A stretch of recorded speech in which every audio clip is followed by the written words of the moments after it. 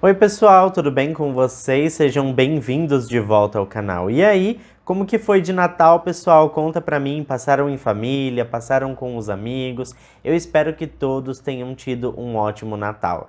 Eu fiquei em casa tomando sorvete e assistindo série, porque a minha família mora em outra cidade, mas eu já tinha ido lá no começo do mês, então eu optei por passar o Natal em casa mesmo. Mas foi legal, confesso que eu tirei um tempinho pra mim e foi bem divertido.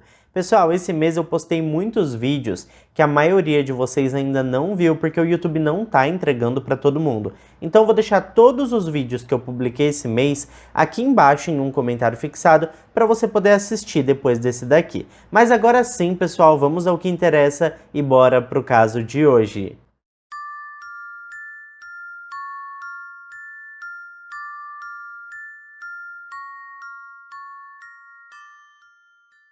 Natsumi Kogawa, gente, foi uma jovem nascida no ano de 1986, em Aomori, que é uma cidade localizada no extremo norte da ilha de Honshu, lá no Japão. A Natsumi sempre foi uma menina sonhadora e dedicada aos estudos, e um de seus maiores sonhos era viajar bastante e conhecer o mundo todo. Por conta de todo o seu esforço e dedicação, a Natsumi sempre conseguia atingir os seus objetivos, e antes mesmo de completar seus 30 anos de idade, ela já tinha conquistado um cargo muito bom em uma importante empresa japonesa. Mesmo assim, aquele sonho de viajar pelo mundo continuava latente dentro da jovem. Ela sabia que precisava dar vida a esse projeto e começar a viajar, e foi aí que ela teve a brilhante ideia de fazer um intercâmbio cultural no Canadá. Ela imaginou que seria uma ótima oportunidade para vivenciar uma cultura diferente e ainda poderia estudar mais dois outros idiomas, o inglês e o francês, que são os idiomas oficiais do Canadá. Tudo estava dando muito certo para Natsumi e depois de aplicar para o seu visto de estudante no Canadá, a jovem desembarcou em Vancouver em maio de 2016. Assim que chegou no Canadá, a Natsumi já acertou um lugar para morar e ficou acordado que ela dividiria a casa com dois outros colegas, que faziam o mesmo curso que ela na Columbia Britannica University. A casa em questão ficava situada em Burnaby, na região metropolitana de Vancouver. A Natsumi, pessoal, era uma pessoa muito sociável e em pouco tempo ela fez muitos amigos, dentre eles um jovem chamado Jay Vergara. No final das contas, gente, o Jay acabou se tornando o melhor amigo da Natsumi no Canadá e aos poucos aquela amizade evoluiu para outro sentimento. E não demorou muito para os dois engatarem em um relacionamento sério.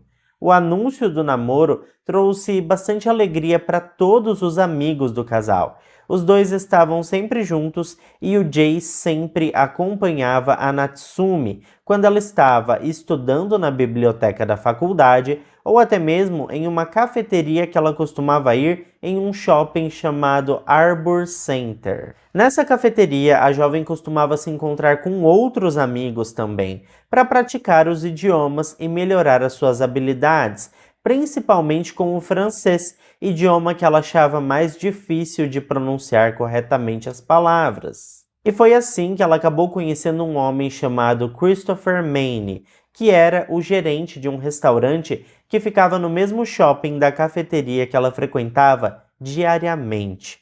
E foi neste mesmo local que a Natsumi conheceu também um outro homem chamado William Victor Schneider.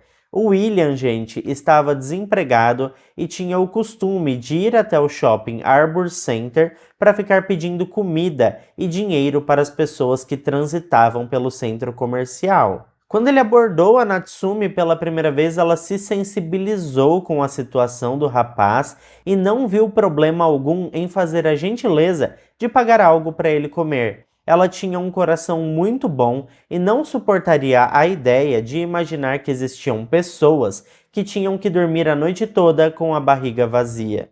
Mas como eu acabei de dizer, a jovem frequentava o shopping quase que diariamente. E isso se tornou um hábito para William, e ele passou a encontrar a Natsumi quase todos os dias para pedir comida. Ele até extrapolou os limites e basicamente seguia a Natsumi e se fazia presente em todos os lugares onde ela estava.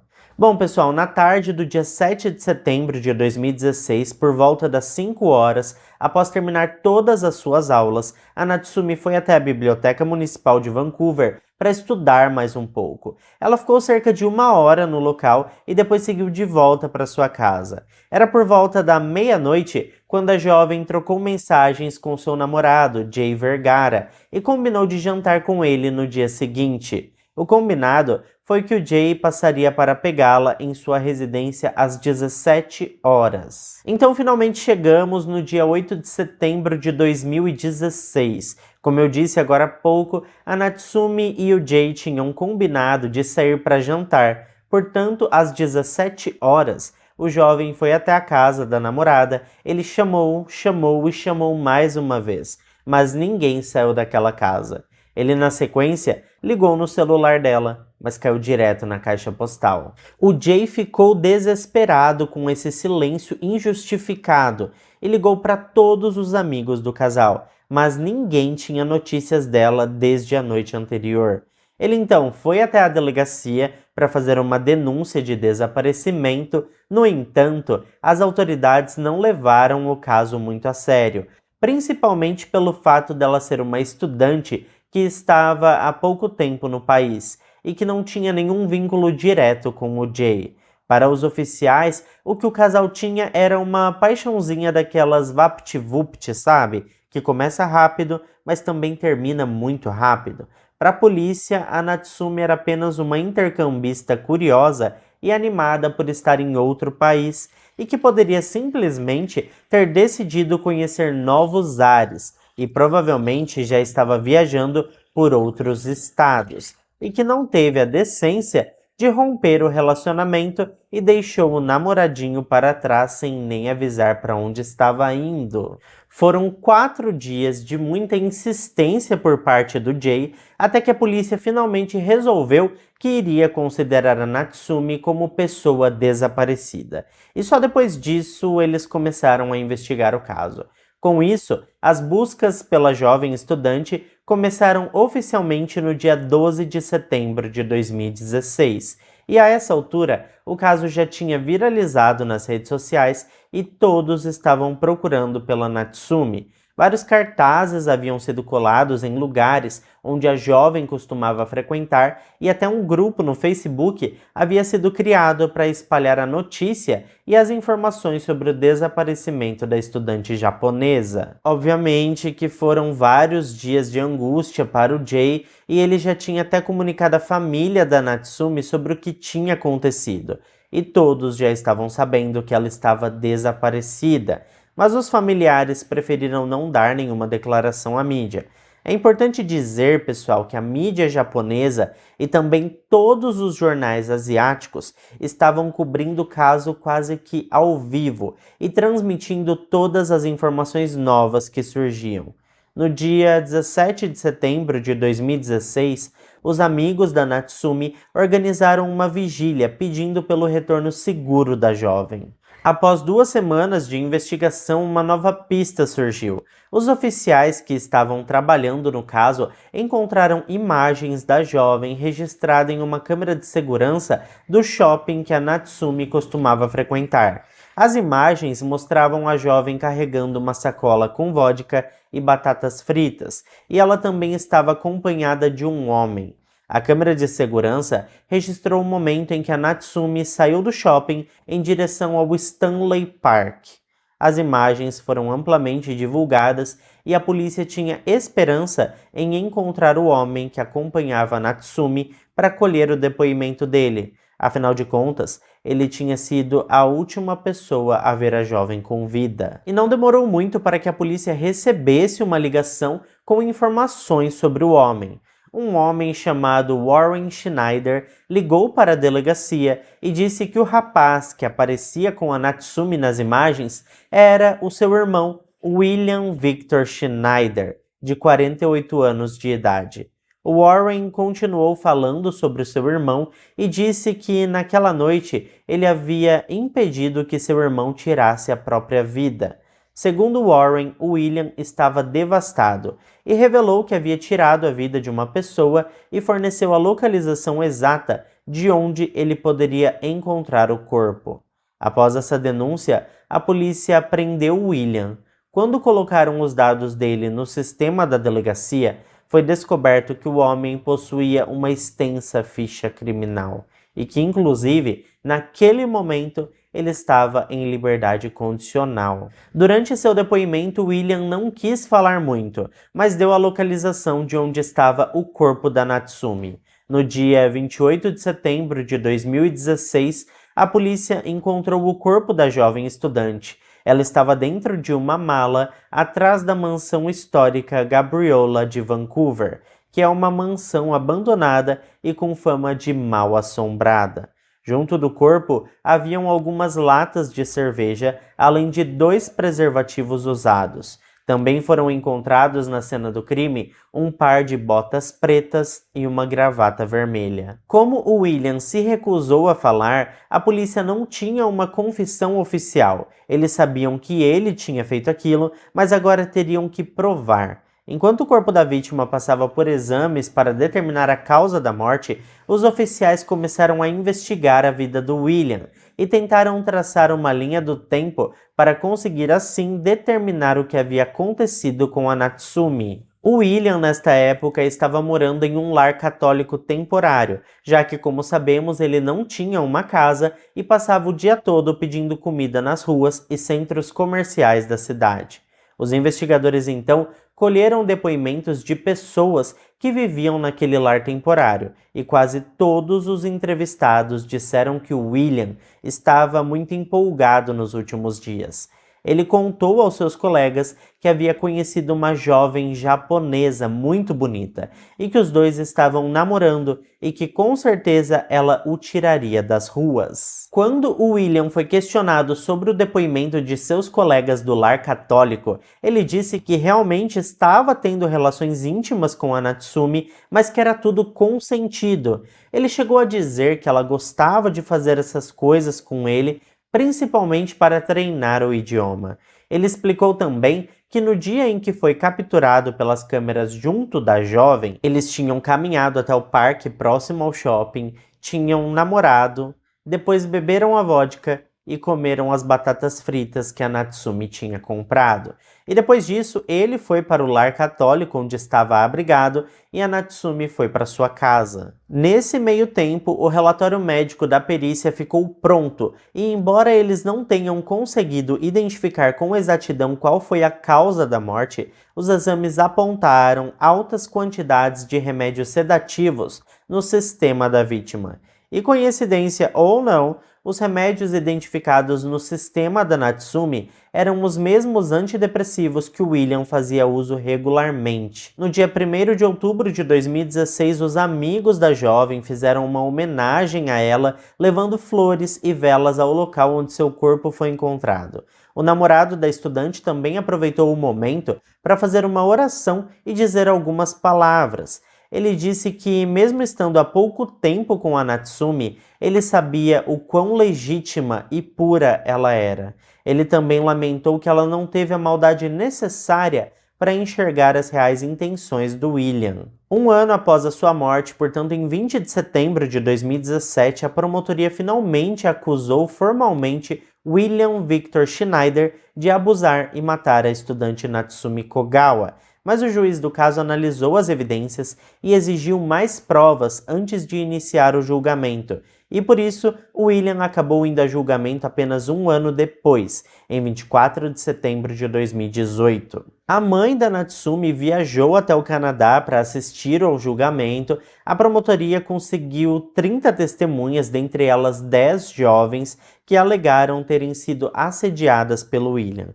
A promotoria também apresentou a gravação de um dos depoimentos do homem, onde ele admitiu ter colocado a jovem em uma mala e deixado atrás da mansão Gabriola. No entanto, ele nunca admitiu ter tirado a vida da vítima e disse que não sabia do que ela havia morrido.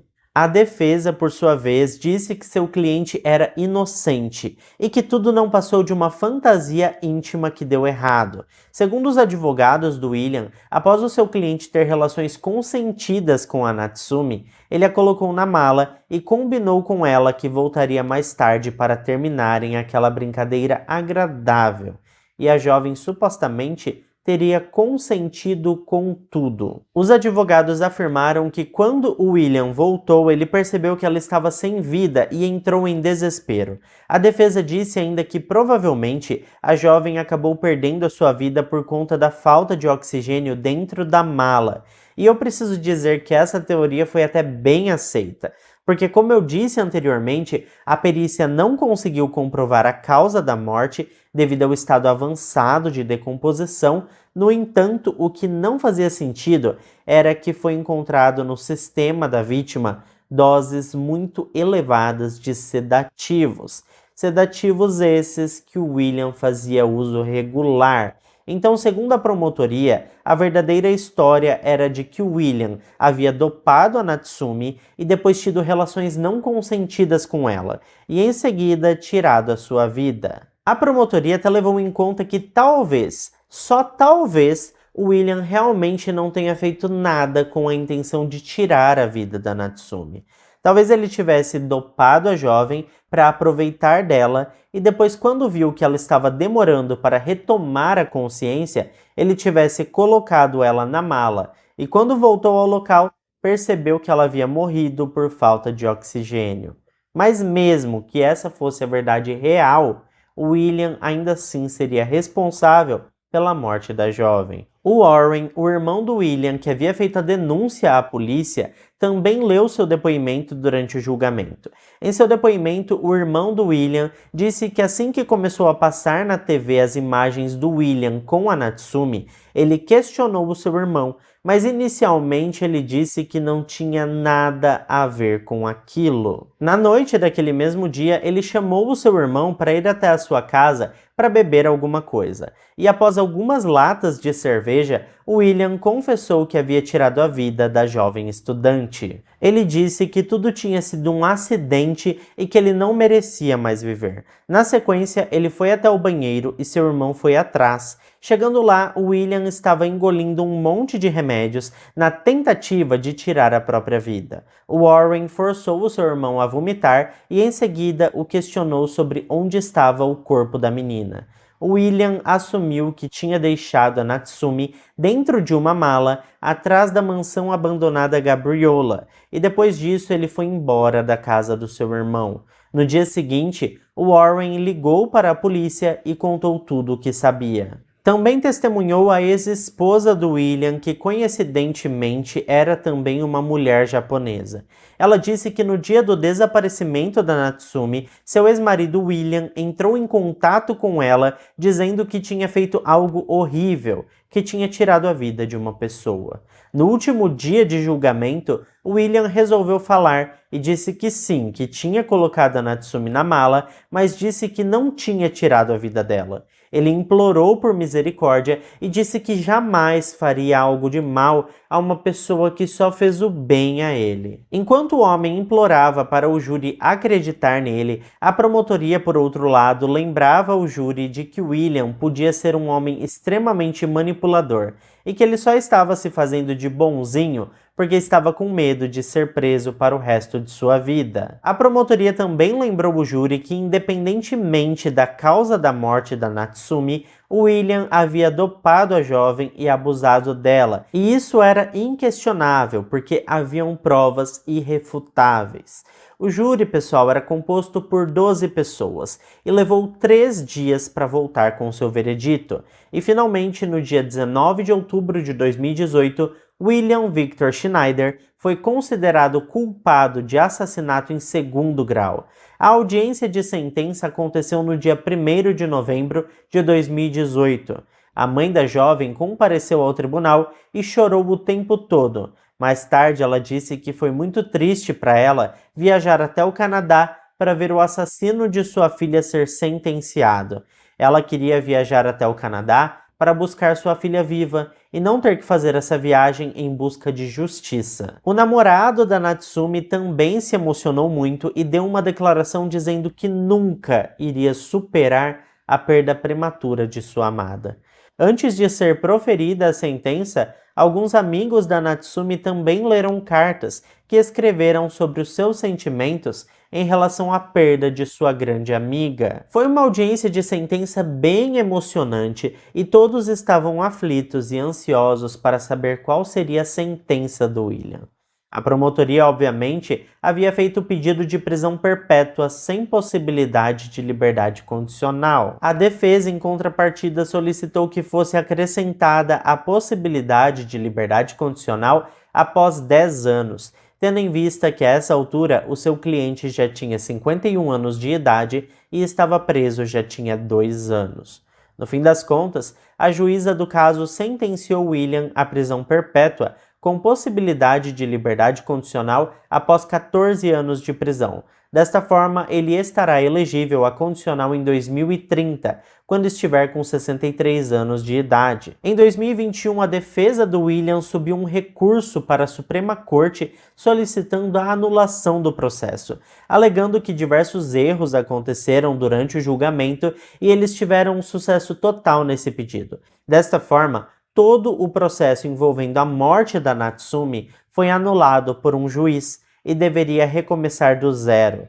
Para anular o processo, o juiz analisou vários fatores, como os resultados inconclusivos da autópsia realizada no corpo da jovem, além dos depoimentos não confirmados das testemunhas, o que fez com que todo o julgamento fosse baseado apenas em especulações e poder de convencimento. Como já é de se imaginar, os promotores do caso apelaram da decisão da Suprema Corte e desta forma foi convocado um comitê com 5 juízes do Tribunal Superior para determinar se o processo deveria ou não continuar com a anulação.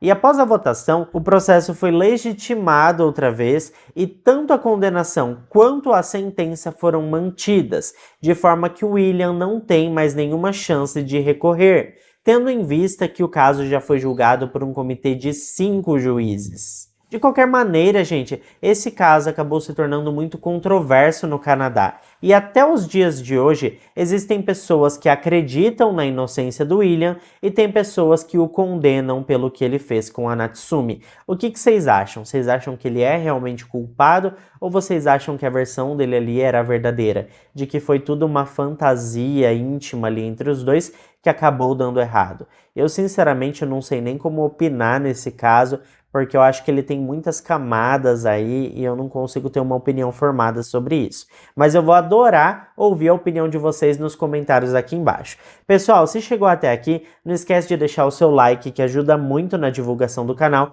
Como eu falei para vocês, esse mês o YouTube não tá entregando tantos vídeos, então se vocês puderem dar uma forcinha aí e deixar o seu like, ajuda muito para que o YouTube entregue os vídeos para as outras pessoas. E é isso, pessoal, eu tenho certeza que a gente ainda vai se ver antes do ano novo. Eu fico por aqui, um beijo a todos vocês e até o próximo vídeo.